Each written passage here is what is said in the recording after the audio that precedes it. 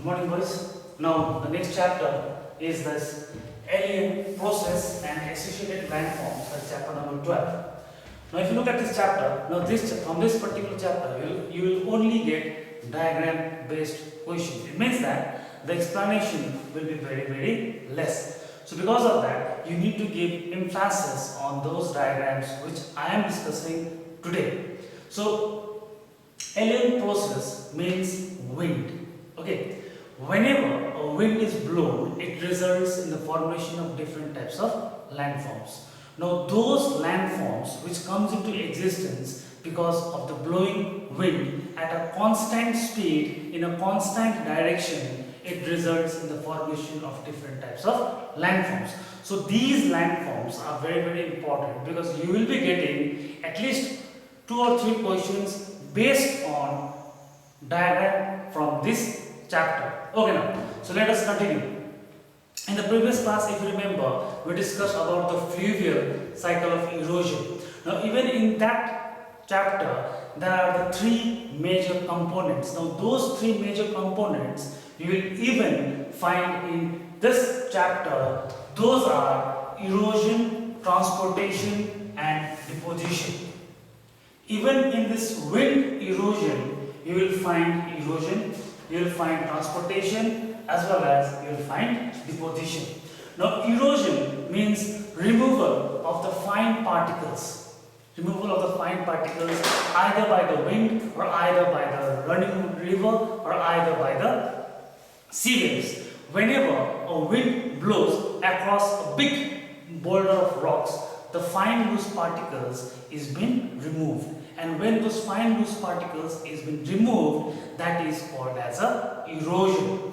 And after the erosion takes place, whenever the velocity of the wind is higher, those fine particles is been transported from one place to another place. Now, during this transportation, until and unless if the wind does not come across any obstruction, if it does not come under any obstruction, let us take for example a tree, let us take example a big boulder of rock, then whenever it finds an obstruction on its path, it leaves behind those fine sediments which is being carried by the winds during the transportation, and finally those finer particles settle down. Next is deposition. After the obstruction comes into existence, when those finer particles is left behind, that is called as a deposition done by the wind. Now, there are 3 processes. Now, whenever the wind erodes or whenever the wind blows steadily in a constant direction, it results in the formation of different types of landforms. Now, those landforms comes into existence because of these 3 features. The first one is the deflation. Deflation means the removal of the fine loose particles. Whenever this fine loose particles is being removed by the velocity of the wind, that process is called as a deflation. Next, abrasion. Now, those fine particles which has been removed by the wind, these fine particles, they float in the wind. As they float in the wind, these fine sediments, it acts as a tool of erosion, or you can say it acts as a sandpaper. Now, sandpaper is used especially by the carpenters to make the surface very smooth. So, these sand particles which is being blown away by the wind, whenever it strikes any object, those object gets smoothened or it gets eroded, and that process is called as a abrasion. Next, attrition. During the movement of those finer particles by the winds, those finer particles, they collide within themselves.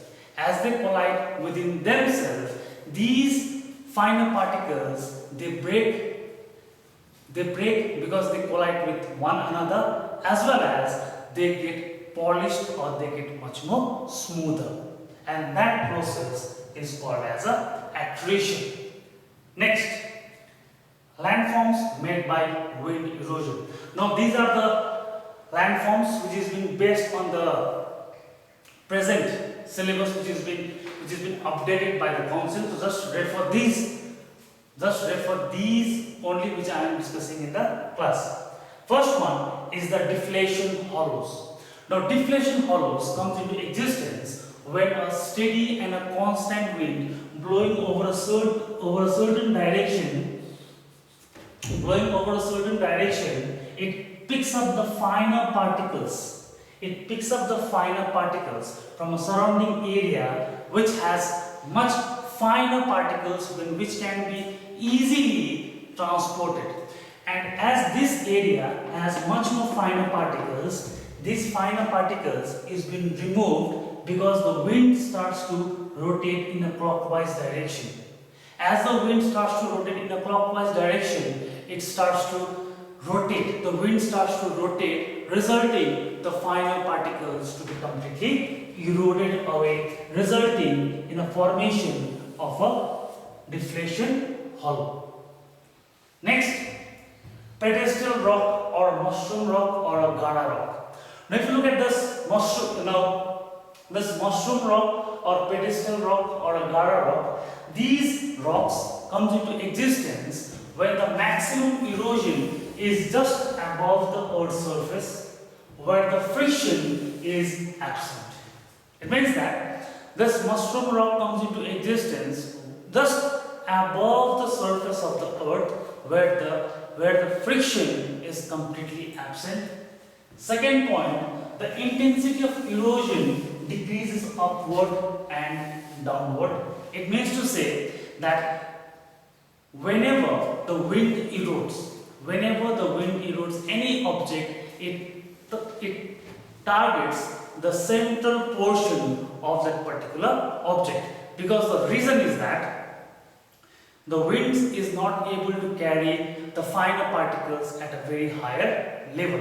As it cannot be carried at very higher level, so especially these sediment which has been carried by the wind is found just above the earth's surface up to a height of maximum 3 feet. Up to maximum height of 3 feet. It means that the wind can carry, the finer sediments up to a height of 3 feet, resulting whenever these sediments carried by the winds, when it strikes the object, only those areas which is been collided with the finer sediments gets eroded. The third point is that maximum erosion it takes just above the earth's surface. Now whenever a wind blows in a certain direction, these wind are carrying the finer particles.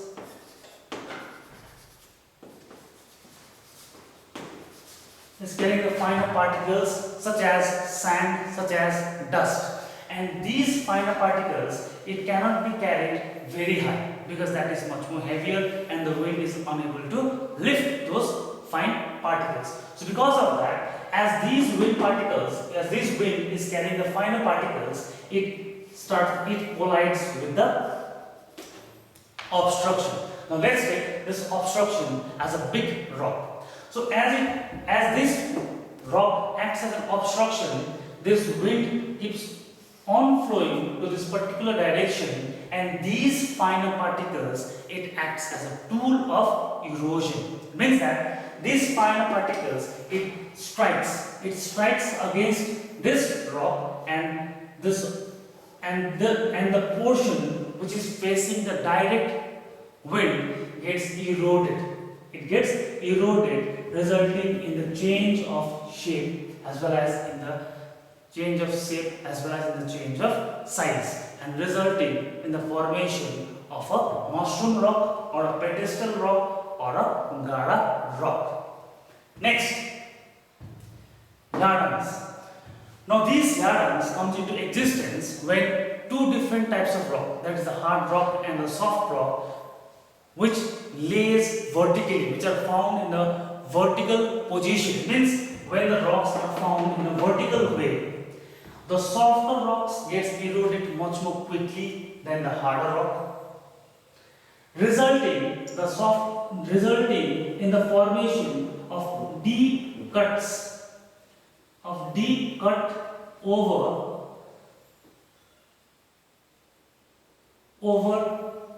cuts over the soft rock, and less erosion over the hard rock, because the hard rock is much more resistant to the agent of weathering. So because of that hard rock gets eroded, but it gets eroded very, very slowly compared to the soft rock, resulting in the formation of uneven